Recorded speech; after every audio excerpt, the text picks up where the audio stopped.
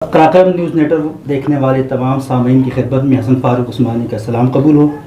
جناب علی، آج ہمارے پروگرام میں ہمارے ساتھ مہمان ہیں مولانا محمد نواز کوہستانی صاحب۔ مولانا صاحب کسی تعارف کے محتاج نہیں، کیونکہ سوشل میڈیا کے اوپر، پرنٹ میڈیا کے اوپر میں سمجھتا ہوں کہ کوہستان میں کم عمری میں جتنی شہرت اور جتنا واویلا انہوں نے اکٹھا کیا، یقین مانیے کسی بڑے سے بڑے لیڈر کو بھی یہ سعادت نصیب نہیں ہو پائی۔ آپ یہ روزانہ دیکھتے ہیں سوشل میڈیا کے اوپر کہ مولانا فضل الرحمان صاحب سے، عبدالغفور حیدری صاحب سے لے کر تمام جتنے بڑے سیاسی رہنما ہیں ان سے دو بدو ملاقاتیں ہوتی ہیں، تبادلہ خیال ہوتا ہے اور یہ ان سے دو بدو گفتگو فرماتے ہیں۔ تو آج ہمارے مہمان ہیں یہ، بہت شکریہ آپ کا تشریف آوری کا۔ بہت شکریہ آپ کا حسن فاروق عثمانی صاحب کہ آپ نے پہلی مرتبہ اپنے آفس میں، اپنے اسٹوڈیو میں آنے کے لیے مدعو کیا، اس قابل سمجھنے کا بے حد شکریہ آپ کا۔ ٹھیک ہے جی۔ اچھا مولانا صاحب، موجودہ حکومت کے خلاف جے یو آئی کی حکمت عملی جو ابھی جاری ہے جس طرح، اس کے بارے میں آپ تھوڑا سا ہمارے ناظرین کو بتائیں گے کہ آیا کہ یہ حکمت عملی حکومت کے خلاف حکومت کو گرانے میں کارگر ثابت ہوگی یا اس میں بھی کسی چیز کی ابھی کمی پیشی رہتی ہے؟ آپ اس پہ تھوڑا سا ناظرین کو بتا دیں۔ بسم اللہ الرحمن الرحیم۔ خیر، یہ تو کوئی نہیں بتاتا کہ ہماری پارٹی کی حکمت عملی کیا ہوگی، کیونکہ حکمت عملی وہ چیز ہے جو صیغہ راز میں رکھی جاتی ہے۔ اور دوسری بات یہ ہے کہ جمعیت علماء نے 25 جولائی سے لے کر اب تک جمعیت علماء اسلام نے جس تحریک کا آغاز کیا تھا، وہ تحریک دن بدن بڑھتی جا رہی ہے۔ اس تحریک میں کسی لمحے کے لیے کمی آپ نے نہیں دیکھی ہوگی۔ اور حکومت وقت کے خلاف جمعیت علماء اسلام نے پاکستان بھر میں تقریباً 13 کامیاب ملین مارچ کیے، اور 13 کامیاب ملین مارچز کے بعد جمعیت علماء اسلام نے پاکستان کی تاریخ کا سب سے بڑا عوامی اجتماع اسلام آباد میں اکٹھا کیا تھا۔ اور اس کے باوجود جب جمعیت علماء اسلام نے اس چیز کو محسوس کیا کہ اس حکومت کے خلاف کریڈٹ صرف علماء اکرام جمعیت علماء کو نہ جائے بلکہ جمہوری قوتوں کو جائے، تو اس کے بعد مولانا فضل الرحمان صاحب نے پیپلز پارٹی کے آصف علی زرداری، مسلم لیگ نون کے میاں شہباز اور مریم صاحبہ سے ملاقاتیں بھی کیں، اور ان لوگوں کو اس چیز پر باور کرایا کہ یہ ذہنیت ختم ہونی چاہیے کہ پاکستان میں اگر کسی کا سکہ چلتا ہے تو وہ جابر، عامر اور ڈکٹیٹر قوتوں کا سکہ چلے گا۔ مولانا فضل الرحمان پاکستان کے اندر اس وقت جو موومنٹ کر رہے ہیں وہ جمہوریت کی بحالی کے لیے کر رہے ہیں، اور جمہوریت کی بحالی میں اگر مولانا فضل الرحمان صاحب کا حصہ ہے تو اس میں میاں محمد نواز شریف کا بھی حصہ ہونا چاہیے، اس میں آصف علی زرداری کا بھی حصہ ہونا چاہیے، اس میں ANP کا بھی حصہ ہونا چاہیے، دیگر جو سیاسی قوتیں ہیں ان سبھی کا حصہ ہونا چاہیے۔ تو جمعیت علماء اسلام روز اول سے اپنی حکمت عملی واضح تو نہیں کر رہی، لیکن جس طریقے سے مولانا فضل الرحمان صاحب کوشش کر رہے ہیں، تو میرے خیال میں یہ کوشش پاکستان کی تاریخ میں ایک مثال ہے اور ایک نمایاں کردار ہے ان لوگوں کے لیے جو کہا کرتے تھے کہ ہم نے مولویوں کی سیاست ختم کر دی ہے۔ میرے خیال میں اس میں ایک ضمنی سوال بنتا ہے۔ ضمنی سوال میرا یہ ہے کہ یہی مولانا صاحب میاں نواز شریف کے خلاف بھی کہتے رہے، زرداری کو بھی چور کہتے رہے، تو اب یہ چوروں کو اکٹھا کر کے حکومت کو گرانے کا یہ کیا فلسفہ ہے؟ میرے خیال میں مولانا فضل الرحمان صاحب نے زندگی میں کبھی بھی 40 سالہ سیاسی کیریئر مولانا فضل الرحمان کا اٹھا کر دکھائیں۔ میں ان کا ایک پارٹی ورکر ہونے کی حیثیت سے میں دعویٰ کر رہا ہوں کہ مولانا فضل الرحمان کے 40 سالہ پولیٹیکل کیریئر میں ایک بھی انٹرویو مولانا فضل الرحمان کا دکھائیں، ایک بھی ان کا اسمبلی کے فلور پر بیان دکھائیں، ایک بھی میڈیا ٹاک دکھائیں جس میں مولانا فضل الرحمان صاحب نے غیر آئینی، غیر قانونی، غیر اخلاقی، غیر شرعی، غیر عرفی لفظ کا استعمال کیا ہو۔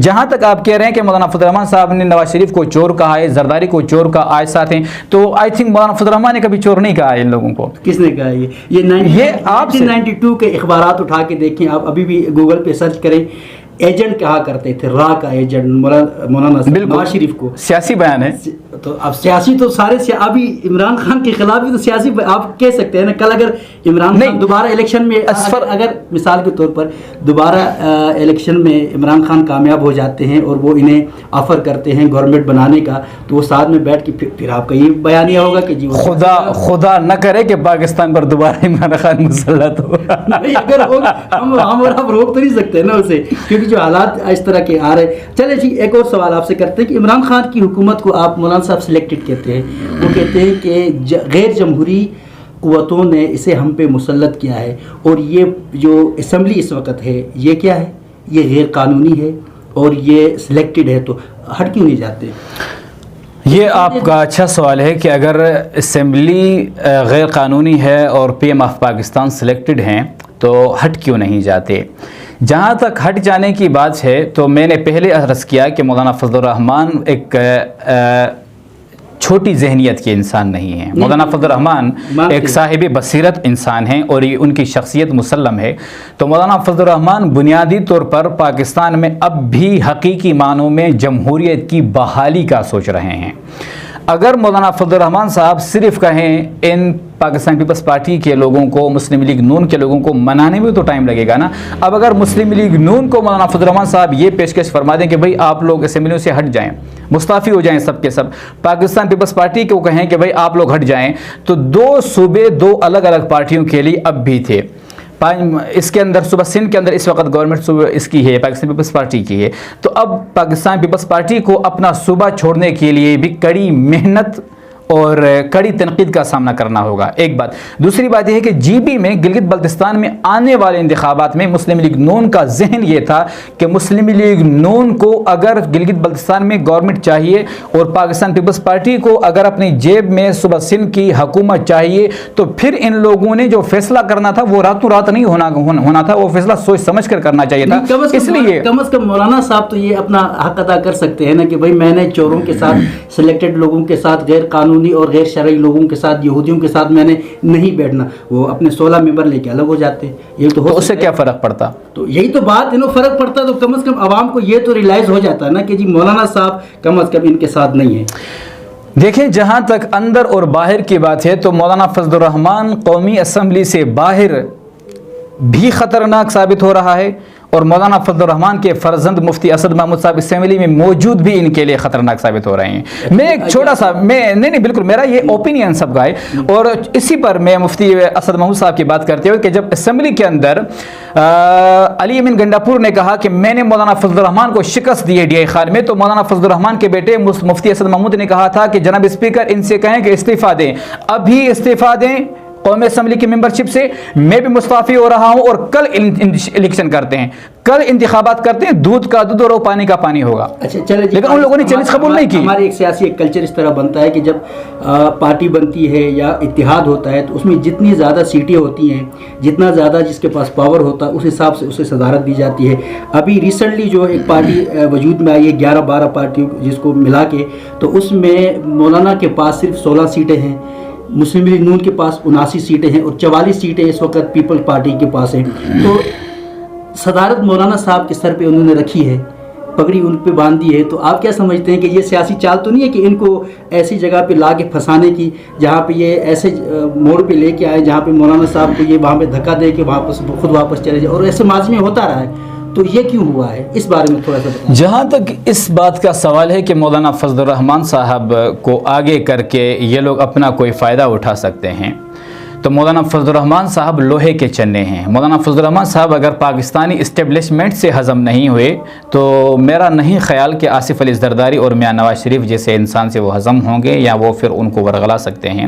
دوسری بات یہ کہ مولانا فضل الرحمان صاحب کا تحریکی دنیا میں ایک رول رہا ہے.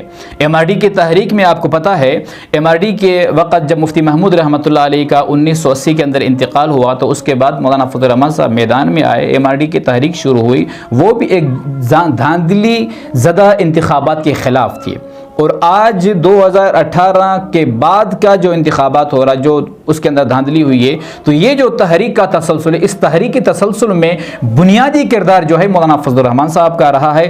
اور ایک بات یہ بھی ہے کہ پاکستان مسلم لیگ نون کے اندر کوئی سٹرونگ انسان نہیں تھا جس کے سر پہ یہ ذمہ داری دی جا سکتی ہے. یہ جو تھا وہ بھاگا ہوا ہے. بھاگا ہوا تو خیر میں اسے نہیں کہہ سکتا, ہمارے لیے قابل احترام ہے. اچھا, پیپلز پارٹی وہ بیچارے بیمار ہیں, تو وہ بیمار ہیں, تو ظاہر ہے کہ قیادت کے لائق مولانا فضل الرحمان صاحب, اور اگر وہ ہوتے یعنی کہ آپ یہ سمجھتے ہیں کہ ان دو پارٹیوں کے اگر سرداری کو اور نواز شریف کو ہٹا دیں تو نیچے جو ہے نا کچھ بھی نہیں ہے, زیرو ہیں یہ سارے. نہیں میرے لیے پی ایم دل کے جو ورکرز ہیں وہ باشعور لوگ ہیں.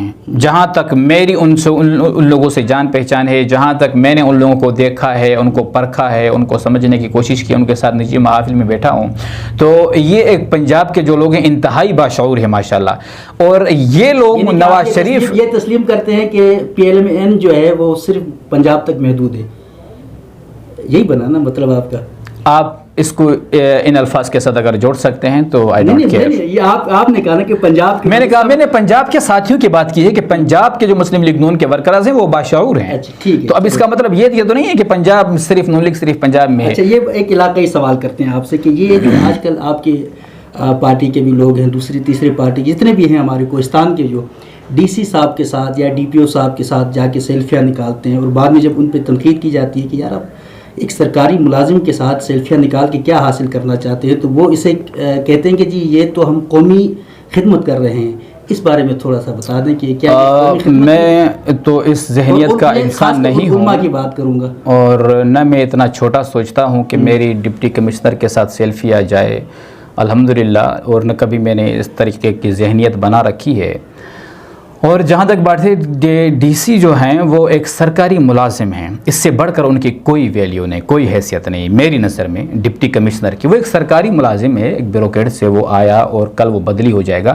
خصوصاً کوہستان, اور بالخصوص کوہستان نہیں بلکہ پٹن کے علماء کرام جو ہیں وہ, میں نے بھی ظاہر ہے کہ میں بھی ایک سوشل ورکر ہوں, تو میں بھی ان چیزوں کو دیکھ رہا ہوں کہ وہ جاتے ہیں اور جا کر DC صاحب سے ملتے ہیں, سیلفیاں بناتے ہیں, اور پھر فخری انداز میں کہتے ہیں کہ وتھ ڈپٹی کمشنر.